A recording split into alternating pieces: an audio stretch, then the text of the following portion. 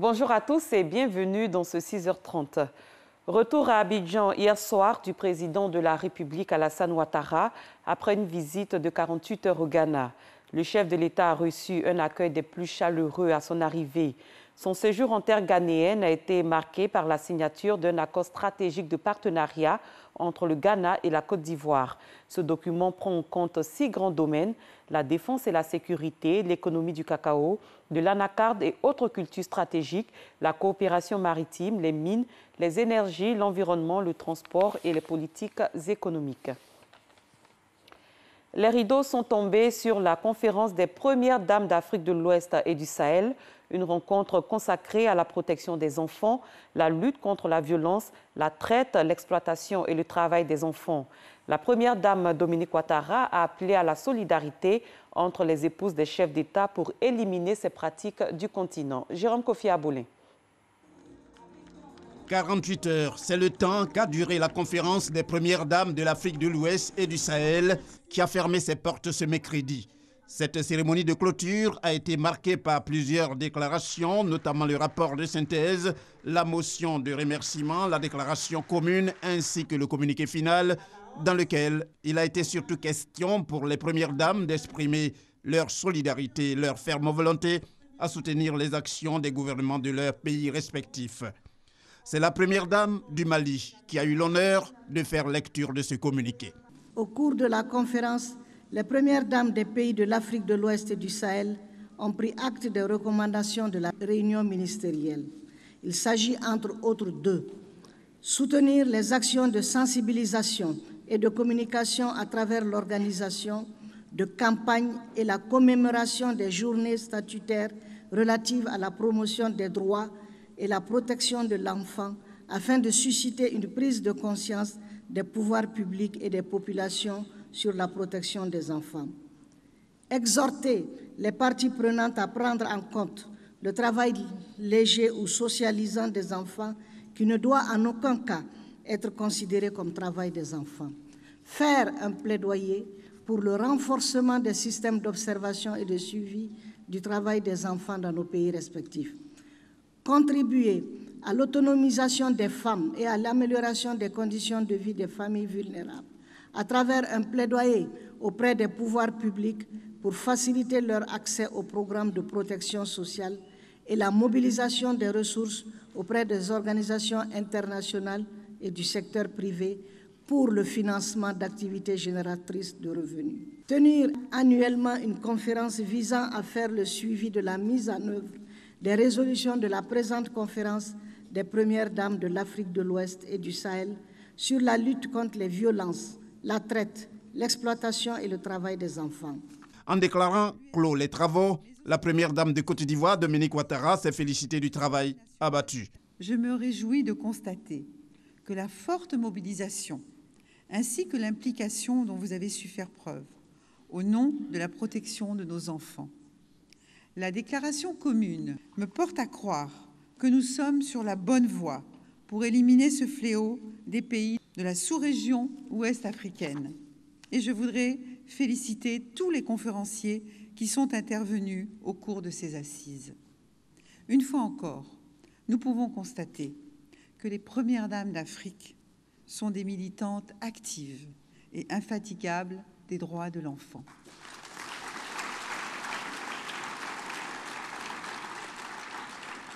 Et cela constitue un grand avantage pour nos États engagés dans la réalisation des objectifs de développement durable d'ici à 2030.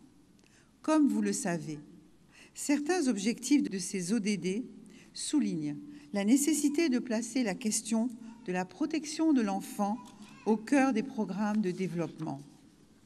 De ce fait, la complémentarité de nos actions reste un point essentiel à prendre en compte en vue d'accroître notre impact réel sur l'amélioration des conditions de vie de nos enfants.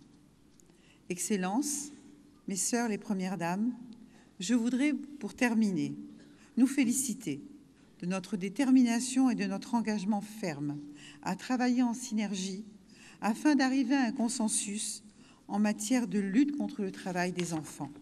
Pour rappel, La conférence d'Abidjan a eu pour objectif de susciter l'implication des premières dames des pays de l'Afrique de l'Ouest et du Sahel à travers un partage d'expériences en matière de protection des plus petits.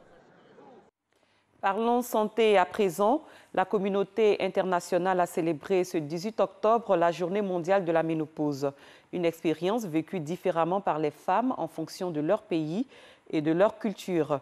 Même si ce n'est pas une maladie, les symptômes de la ménopause peuvent inquiéter. Il suffit cependant d'en connaître les principales manifestations et son mode de traitement. Delphine Gla. La ménopause ou arrêt des règles, c'est la période qui survient au moment où les ovaires arrêtent de produire les hormones de la reproduction. La ménopause intervient en moyenne à 51 ans, mais d'une femme à l'autre, cette étape peut se produire naturellement entre 40 et 55 ans. De plus, certains facteurs génétiques peuvent jouer. La date de survenue de la ménopause est souvent la même pour une mère et sa fille. La ménopause peut s'accompagner de troubles plus ou moins difficiles à supporter et favoriser le développement de maladies cardiovasculaires. Les symptômes de la ménopause varient d'une femme à l'autre et chez une même femme, ils varient dans le temps. Les signes avant-coureurs de la ménopause sont fréquents. Il s'agit du raccourcissement des cycles. Par exemple, les règles surviennent tous les 25 jours au lieu de 28 habituels. Les règles sont irrégulières. Elles sautent un mois. On observe des signes en rapport avec l'absence de progestérone. Seins tendus, douloureux, avant les règles, ballonnement abdominal. Les sueurs nocturnes peuvent survenir de façon isolée, sans bouffée de chaleur. Elles ont tendance à réveiller la femme. D'après les enquêtes, les bouffées de chaleur ne frappent que 50% des femmes, les troubles de l'humeur, les insomnies 30%, la diminution de la libido 20%.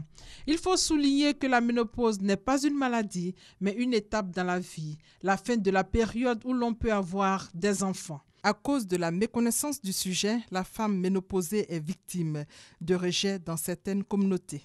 De nombreux traitements existent pour diminuer l'intensité des désagréments. Parmi les solutions possibles, votre médecin vous aidera à choisir celle qui vous convient le mieux. Il vous présentera systématiquement les avantages et les effets secondaires de chaque traitement.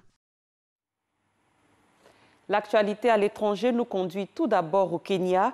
Alors que l'élection du 8 août a été annulée, le scrutin bis prévu le 26 octobre est de plus en plus menacé. Hier, l'une des plus hautes responsables de la commission électorale, Roselyne Akombe, a démissionné. Quelques heures plus tard, son président Wafula Chebukati a reconnu des divisions et estimé que dans les conditions actuelles, il serait difficile d'organiser une élection libre, juste et transparente.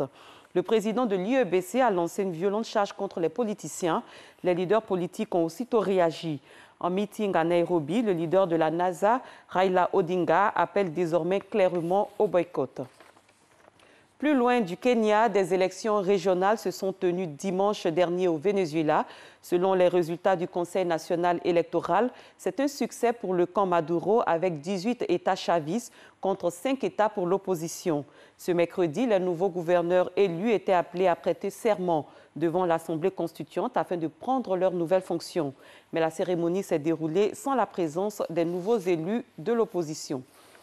Sous d'autres cieux au Togo, au moins 4 personnes ont été tuées par balle hier au cours d'affrontements entre manifestants et forces de l'ordre à Lomé, la capitale, et Sokodé, deuxième ville du pays. La situation reste très tendue. Les deux villes ont été quadrillées par un impressionnant dispositif mis en place par les forces de sécurité. L'opposition avait appelé à manifester pour demander la démission du président Faure Gnassingbé, malgré l'interdiction par le gouvernement de protester pendant les jours de semaine. Herman Guivi. L'opposant togolais Jean-Pierre Fabre discute avec la police. Il ne faut pas agir comme ça,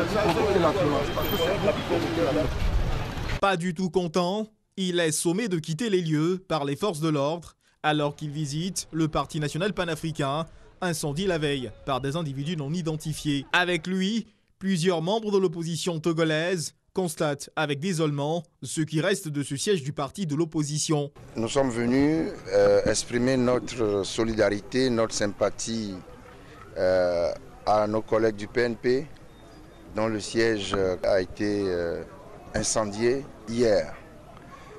C'est un signe que nous manifesterons sur toute l'étendue du territoire à nos compatriotes qui ont subi les mêmes exactions.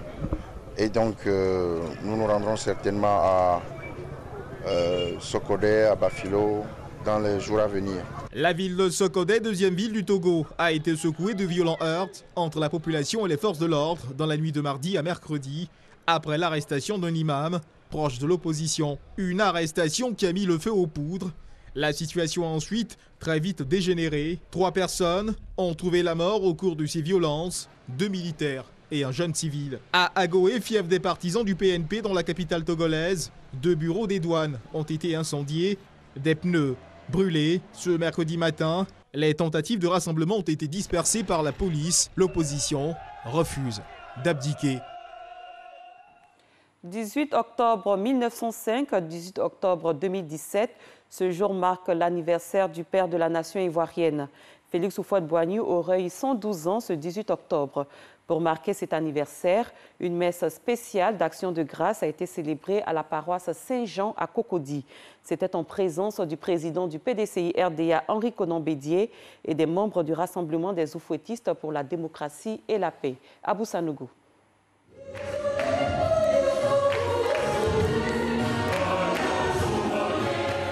Une messe anniversaire en l'honneur de Félix Houphouët-Boigny, premier président de la République de Côte d'Ivoire.